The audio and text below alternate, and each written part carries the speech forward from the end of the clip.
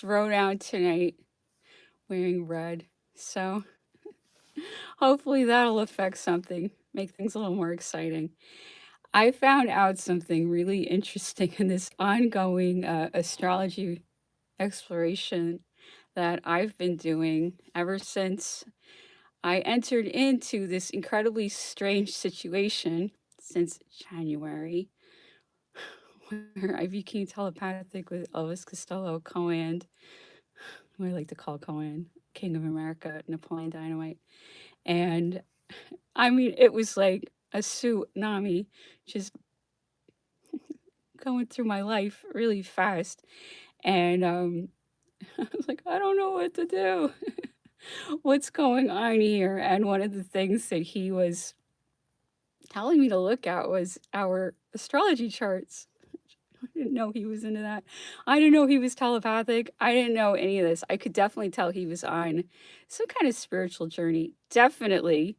I could tell from Hey Clockface. That was obvious. I just didn't think it was all this. And I most certainly didn't think that he would ever tell me that we were twin flames. And it's so shocking. It's so shocking. I can't believe it. But the charts actually kind of show it. I think I've been doing a pretty good job at showing that our charts are like um, two halves of the same whole, and they're very similar. We have nothing in common. We're not from the same country. We're not from the same generation. We're not from the same side of the railroad tracks. We're not on the same side of anything practically, but it turns out we're very similar, and our charts are very hand in glove. I think he had a line in Magnificent Hurt. We fit like the seat of a blue mohair suit. I had to think about that one for a while. Um, we fit like the seat of a blue mohair suit. Of course, he has to put it like that. Anyway, so the charts are sort of like that. I'll just say hand in glove. That one's good too, though. I like that image. It's a little interesting. So, I found another incredible coincidence between our two charts, and I do think that he's suggesting what I look at, and I I don't know what I'm doing. I'm just getting these instructions and following them basically and seeing where they lead, and hopefully they lead me out of permanent quarantine as a healthy person, because that banking dynasty in England throws us BS stories to trap us. We need to stop believing the BS stories. We need to start understanding the role of publicists in this whole banking dictatorship that's being run out of England. Understand that these publicists are really, they're really dark occultists, and they're really putting on these fake shows, and they're very ruthless, and it's very personal. And sometimes there's psyops, unfortunately, even get in front of me because I'm on YouTube. So the psyops flow like water at YouTube, and then I see all of these musicians serenading a psyop, and I'm like, wow, sounds like they're doing damage control of my project again. Well, guess what, you guys? You so obvious. We can all see it coming from a mile off. We know you guys are putting on these shows, and they have all the money to call it news and pretend it's real. But it's up to us to wise up. It's on us, okay? Fool me once, shame on you. Fool me twice, shame on me. We need to really start living by this. If they keep fooling a person, well, they're right. It is on us. We have to wise up. Stop falling for their tricks. And look, they have all the money in the world to buy and bribe and threaten and go to people's houses and to create false illusions so people get the wrong idea. And that's a difficult thing for all of us in our relationships, because one person is lied to in a certain way, the other person's lied to in a different way, and then society's engineered so we can't talk to each other. A great example of that would be me and Cohen. I was a celebrity photographer. I I never talked to celebrities when I was a celebrity photographer. I was at those parties. They're like whisked away from the people and they're locked up behind VIP lounges and they're controlled and there's all these publicists standing around them. They are, I hate to say it, but almost like zoo animals, the way they're treated. Oh, they're treated great and we're treated terrible. But at the same time, they're being isolated on purpose so they won't perceive things correctly. And then when they show up with the substances and the handler girls, they start to look really interesting to the targets of their attentions. Okay. So you might see a celebrity doing something that is so horrible and you can't even believe it. And how do they not realize what sellout traitors they look like doing that? But please understand that their perceptions are being messed with. They are completely being surrounded by the minions of this banking dynasty. How do I know that? It's been done to me, and I'm talking to Cohen. I can see what they did to him. I can understand his position. They're good at creating illusions. It's all they do, and if you get to know them, it's all they live on. They're living for illusions too. Nothing's real around them. They are in a dark occult, left-hand path situation, and they will do anything for money and the hope of things. They have a lot of hope. They have carrots being dangled in front of them too. Guess what? That's BS too. Don't believe them. Don't believe them. Those carrots are being dangled for them, and then they dangle carrots for us. It's a joke. This whole thing needs to come down, just like when Toto opened the curtain on The Wizard. Okay? It's that simple. I've been putting that video up for years because it's that simple. A little dog can pull that curtain back and you can see that The Wizard is a big joke. Okay? And why is he so powerful? Because he's got all those levers and buttons to push. And that's what we're dealing with.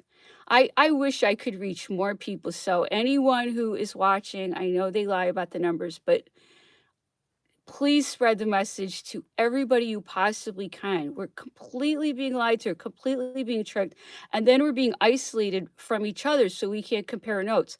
So that is narcissistic abuse at the global level. What happens in a narcissistic family? There's the golden child who does everything the abuser wants, and then there's the one who's a lot more like me who doesn't buy it. Okay? Guess which one gets everything and guess which one gets nothing.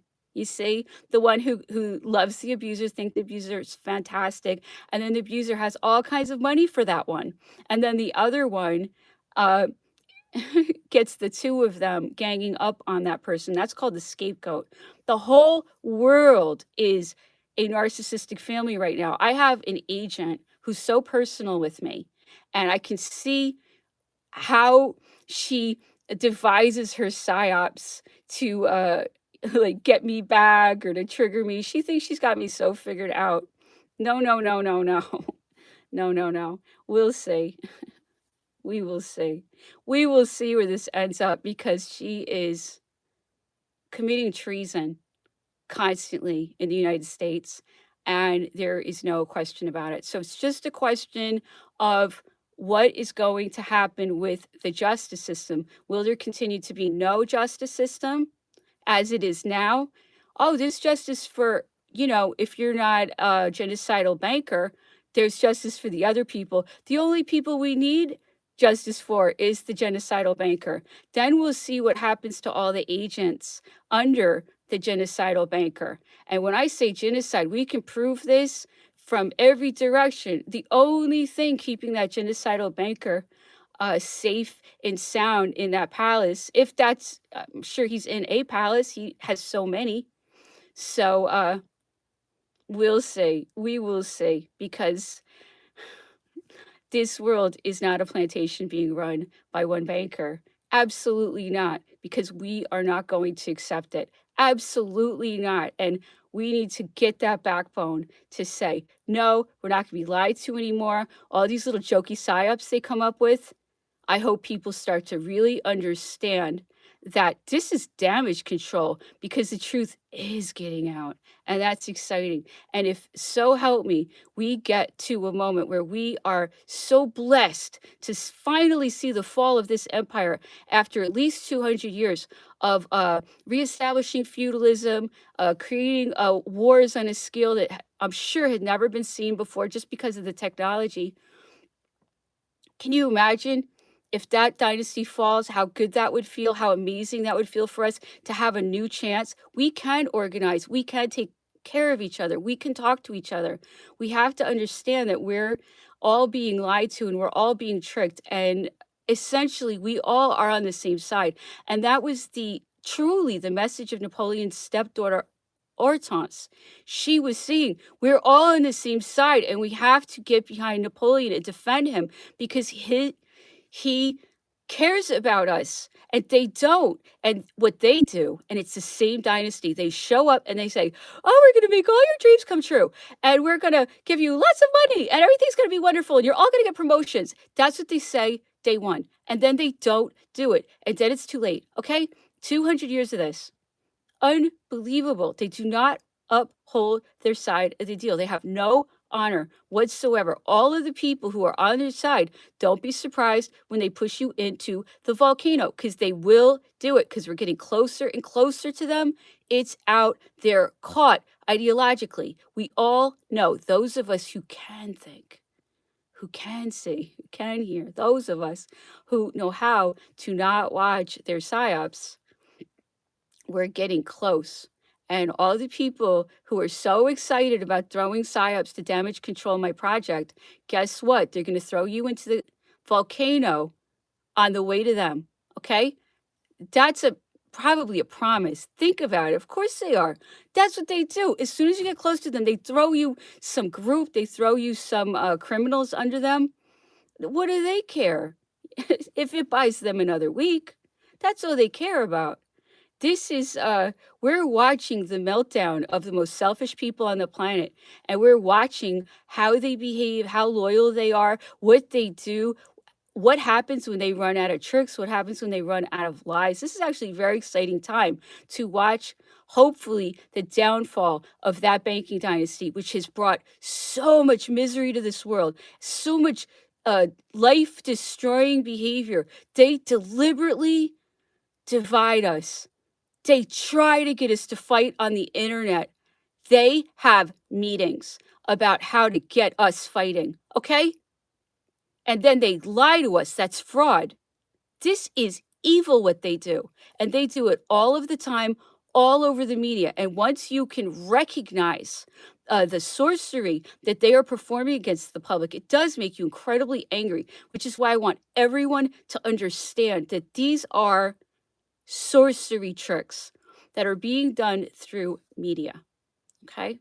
And the goal is to throw us off, to run us into a ditch, to get us fighting. Okay.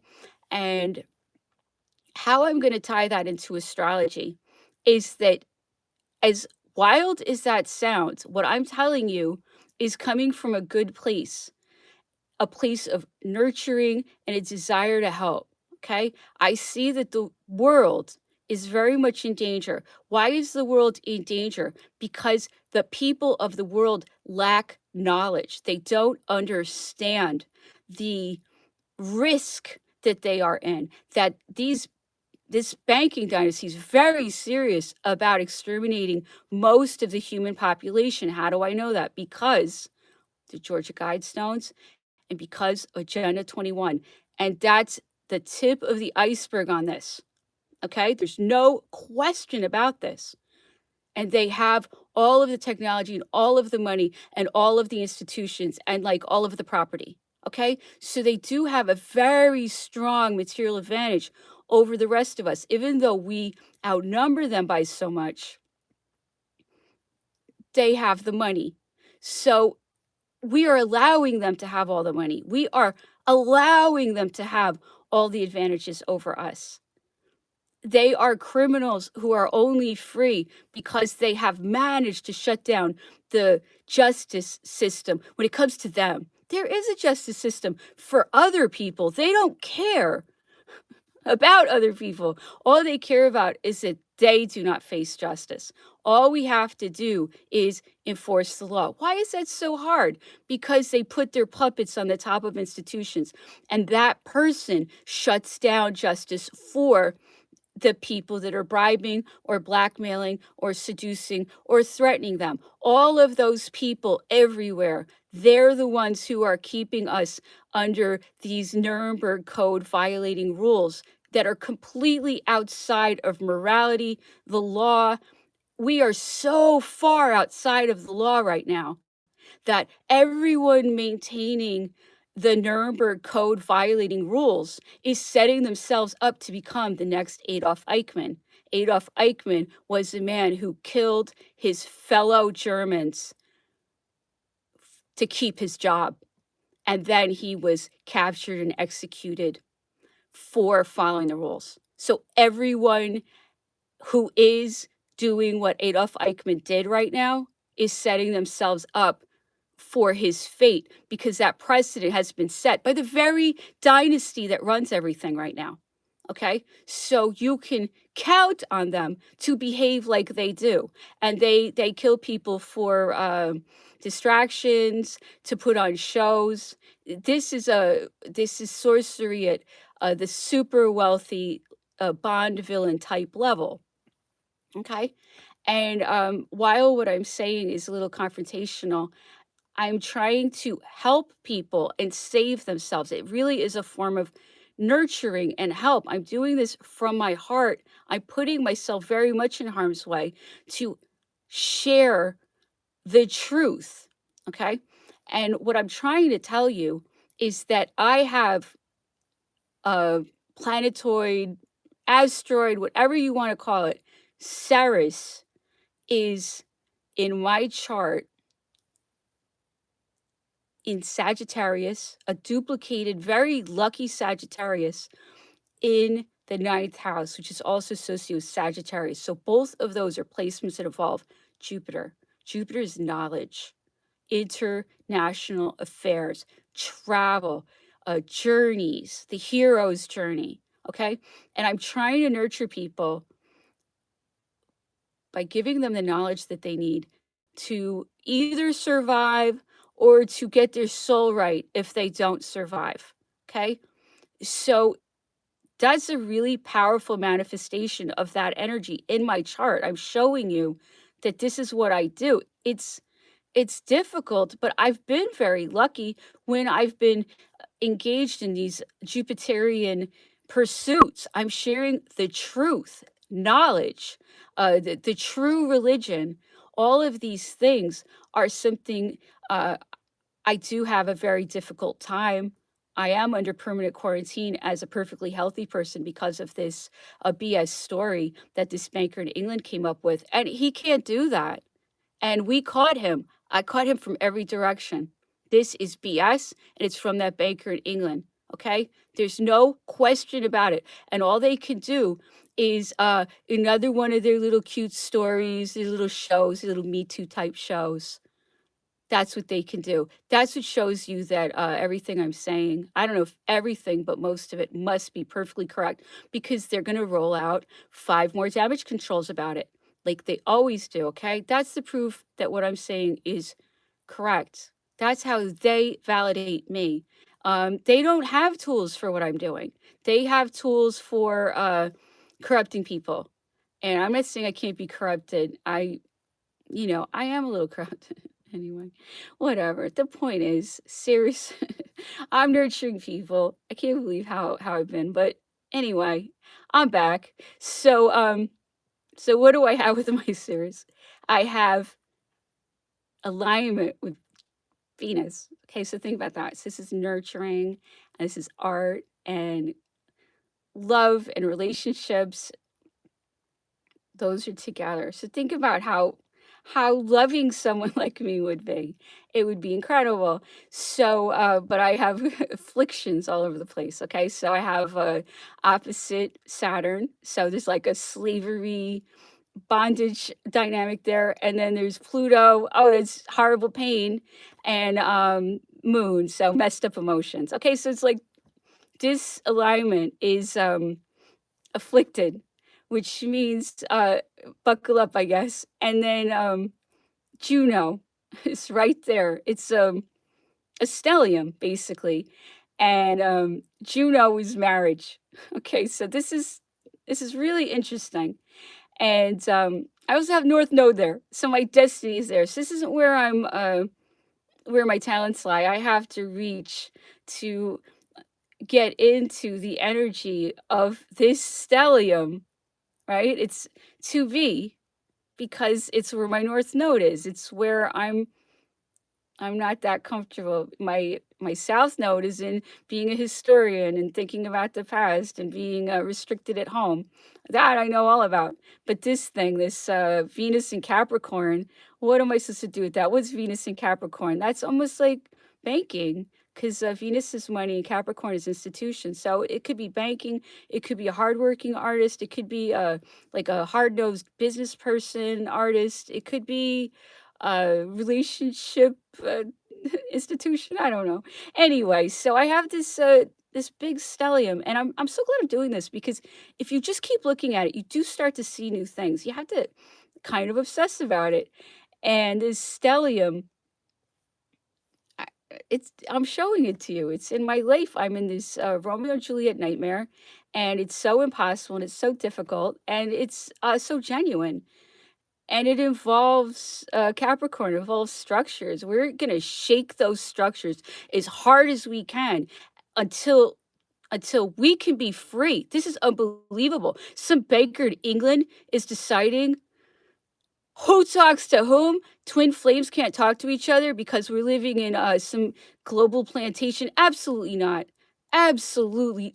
Oh my goodness, who is that banker to, presume to decide who talks to whom?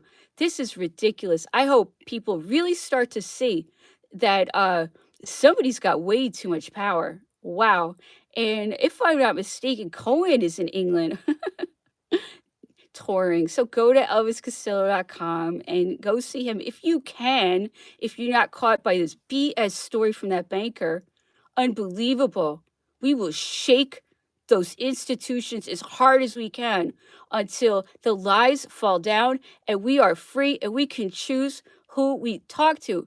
I was blacklisted by this banker. I can prove all of this. I have been keeping every shred of evidence I have and from every direction. This would be the trial of all trials. Unbelievable. And guess what? It has been because I've been doing it for years and everyone has been my jury and they've all seen that I can prove every single thing about that dynasty since 200 years ago. I could track this the whole time. So you cannot tell me this is a pie in the sky thing. I can prove this and they know it and they know it. So let's get free. The trial's over. We won, okay? But they're still holding all that stuff.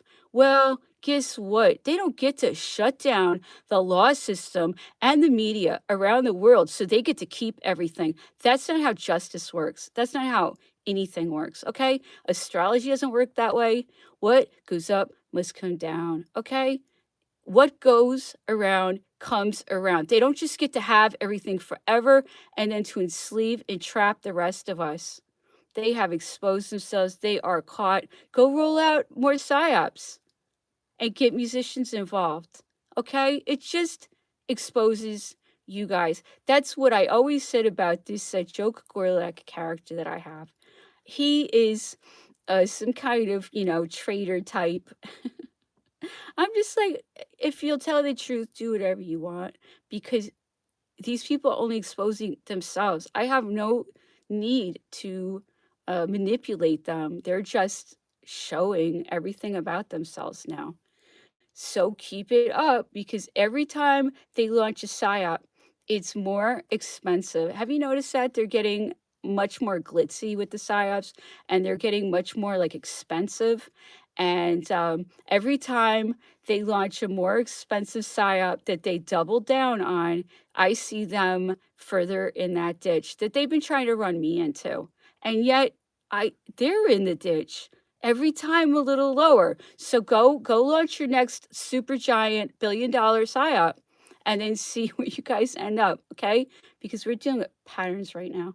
Anyway, so I was telling you a little bit about my Cirrus in Sagittarius, the ninth house. Okay, and it's part of this stellium with the North Node. So it's everything to do with my destiny, and Juno, which is marriage, and Venus, art, relationships, beauty, uh, diplomacy, getting along, peace, all of these things. A very goddess, beautiful energy. And guess what? Cohen also has Venus aligned with Ceres. Okay, what are the chances though?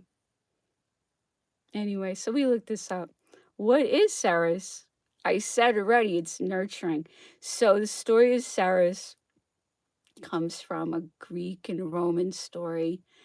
And Cyrus has different names in the stories. I don't know if I keep it all straight, but it's something like this. Cyrus has a daughter, Persephone, and then she gets together with Hades, maybe Pluto. I think they're saying Hades in the story, but sometimes I hear it as Pluto. So she goes to the underworld with Pluto. Maybe she wanted to go with him. Maybe he took her. Pluto's going to be like that, obviously. Anyway, so Ceres is not in the underworld. She's in the normal world, and she is in charge of agriculture. Boy, we would love to get agriculture going again in our country. Anyway, so she's the goddess of agriculture. She's so sad her daughter was abducted that there is no more agriculture. I don't like that. I don't like how agriculture's been messed with. Wow. Anyway, so they make a deal. And then Persephone comes back for 6 months, and that's the 6 months that are cold and there's no crops, and then there's the 6 months that there are crops. So that's the whole story behind, why there's crops. So it's an energy that involves food and nurturing and love, obviously. And there's all these elements to the energy of that story. Like Pluto's involved. Pluto's being possessive. There's loss. Persephone is lost to her mother. There's a maternal energy. There's a daughter energy. There's a family kind of energy. There's a feminine type of energy. A food and just all the things that agriculture represents and how much it means to us. And when we have our agriculture systems messed with, it destroys our countries in a very deep ways. I dream so much that we can get past this dynasty and then have wonderful flourishing agriculture. Oh my goodness. And wonderful flourishing manufacture, and where people are getting paid in a fair way. I think we could, if we took the banker out of it, I think we could establish really fair rules, and everybody would understand that anyone who has a better life because of the new rules, that benefits us. Absolutely. We're here to help each other. That's our mission. We're not here to do what that banker does. We're here to really find ways to benefit each other. That's what I'm saying. I'm being so aggressive about this banker's dynasty because the world is dying and it's hurting me, and I want to nurture the world back to life, and I can't do it alone. I need everyone to help me. And the people that live and breathe to destroy our lives and get us to fight, we can't interact with them. It's that simple. We can't interact with those kind of people. They're trying to destroy our lives. They hate us. We should not have to do everything through them. Obviously, please, please, please, please, my people. Okay, so Sirius is that kind of energy. So what does that mean? That me and Cohen both have Sirius aligned with Venus. It means we're similar. We're similar people. We're very nurturing, and our art is really about trying to nurture and help people, and we're very loving. And his involves Neptune, which everything in his chart is pointing to this Neptune, Sirius, Venus stellium. I mean, I don't.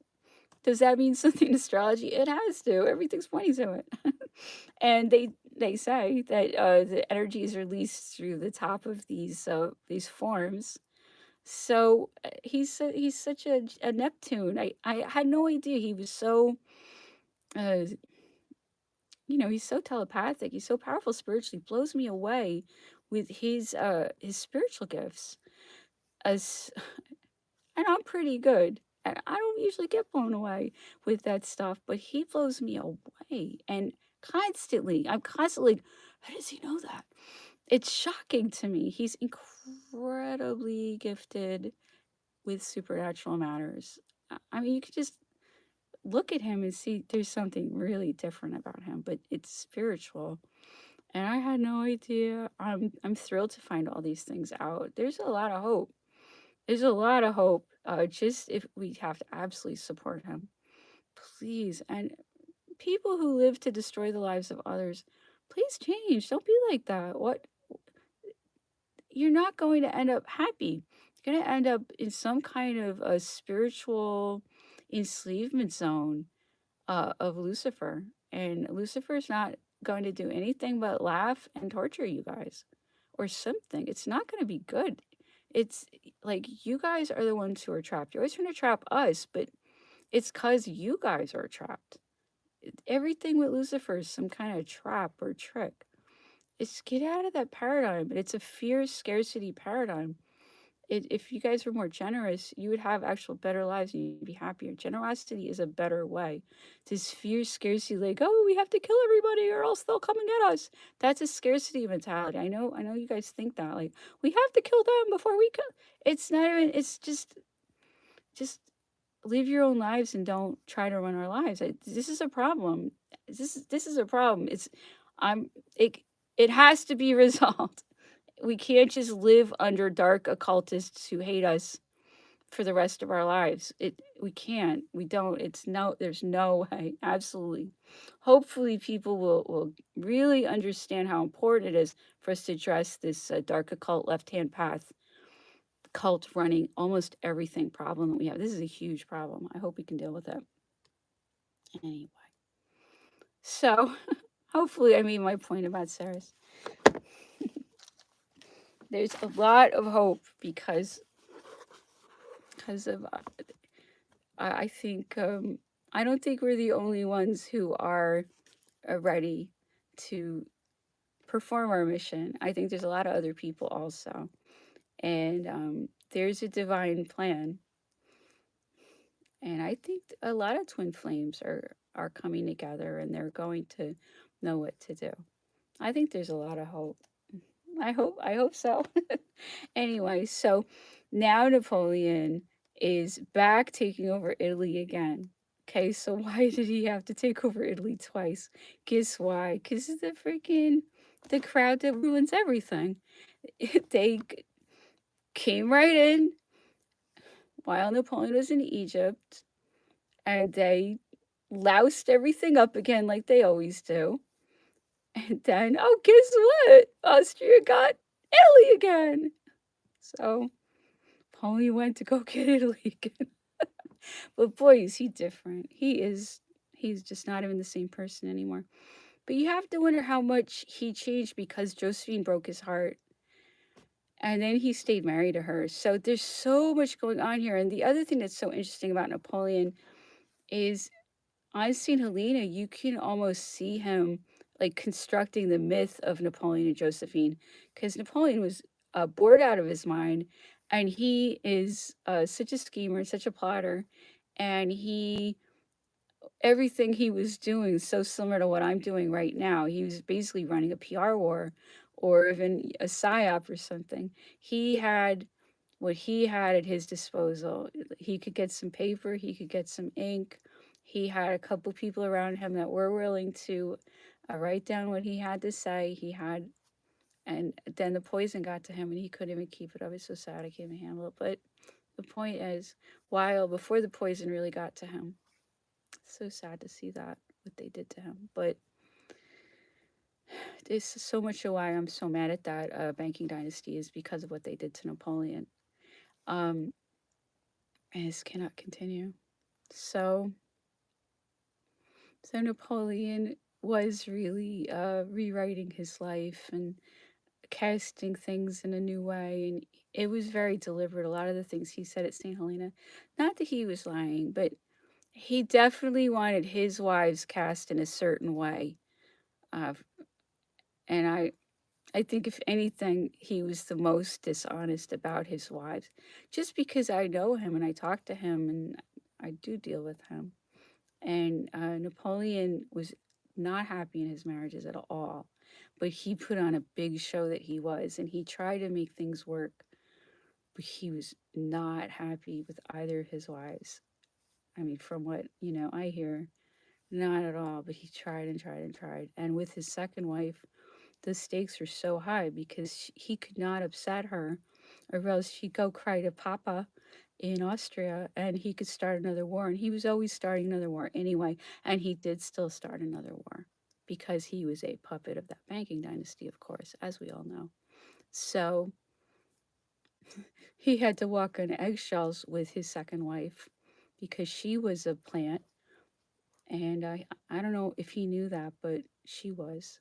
And she had all the cards. So that marriage is like a nightmare for him. And he was he didn't know what to do with her. She was insane.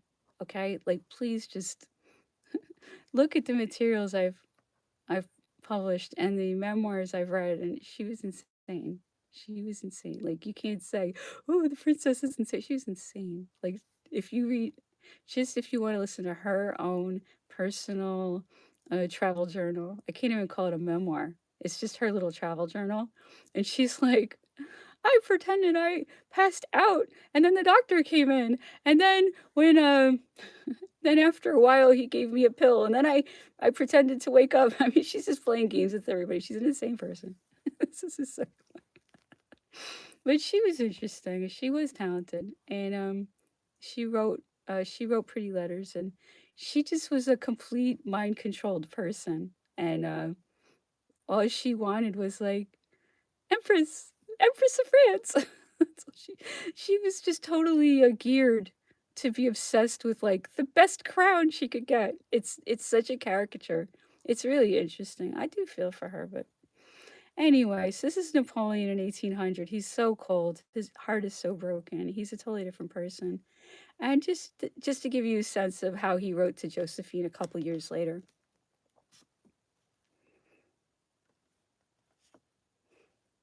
I am at Milan with a very bad cold. I can't stand the rain, and I have been drenched with it for some hours. However, the weather is clearing. I don't invite you to come here. I shall be on my way back in a month. I hope that I shall find you very well.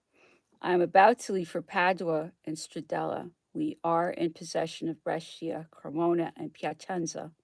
1,000 tender thanks. Murat conducts himself very well. Bonaparte. What a change, right? So he changes at this point. And, was it because she broke his heart? Is he getting her back? Napoleon's a very deep guy. He is not going to tell you everything he's thinking. Absolutely not. It's very interesting. Okay, so now the candidate for Napoleon of today, and everything points to it, nothing doesn't point to it. Even the PSYOP damage control operations point to it, because they're spending millions and millions and millions and millions and millions and millions and millions of dollars doing damage control about this project while they pretend no one's watching. Isn't that funny? That's hilarious. How do I know it's damage control about this project? Because they copy my project. That's how. So easy. See, they only expose themselves.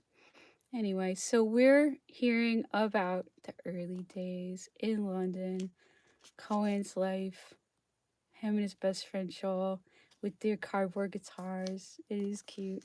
That is really cute. So, with the Viscatins and the knitting needles, it is so cute. All right, let's continue. I remember him being really good that night, But then it was at the top of the show, and we were ready for anything. He was followed by Cilla Black singing the Lennon McCartney compositions, Love of the Love and It's for You. Both of them cracking songs. Cilla, in turn, made way for the foremost. They had just had a hit with a pretty decent Lennon and McCartney tune called Hello Little Girl. They wore collarless jackets, much like the Beatles, and the bass player, Billy Hatton, had the kind of Liverpool face that meant you could believe he was either John Lennon's half brother or Paul McCartney's cousin. Mike Millward, the rhythm guitar player, was a big, rather awkward fellow. And at one point in the show, he stepped in his guitar cable and unplugged himself. The band all broke out laughing as he bent down, scooped up the jack plug, and reconnected the guitar. I was impressed by his bravery. I knew so little about electric guitars. I felt certain that, in James Thurber's memorable phrase, electricity was leaking all over the house and that Mike might have disappeared in a blue flash. The evening then took a distinctly vaudevillian turn as Johnny Kidd and the Pirates were announced. They were definitely the odd men out and something of a human sacrifice. Johnny was defiantly a rocker in the Gene Vincent mold, sporting a greasy quiff and a ruffled pirate shirt over leather trousers. His band wore similar pirate attire, although, as I can recall, there was not an eye patch or parrot among them. Their guitar player, Mick Green, whose lead rhythm style would have an impact on punk rock via his disciple Wilco Johnson, was a totally different proposition from the genial strummers who had gone before. Audience absolutely hated them and started almost comical booing and catcalls, the way people would hiss at a pantomime villain or wrestler. You could tell that this was really all sport because when Johnny Kidd finally played his hit record, Shakin' All Over, people remembered that they liked him after all. And he went off with a decent ovation. I'm so glad we went through that playlist. We have the best playlists. Cohen's channel, Elvis Costello channel has really good playlists. We've been going through them. And I have good ones too. Check mine out too. Anyway, go see him on tour if you are not trapped by that banker's BS story. I could prove it left and right, up and down in circles that it's a BS story. So easy. Lots of evidence. Anyway, have a nice evening.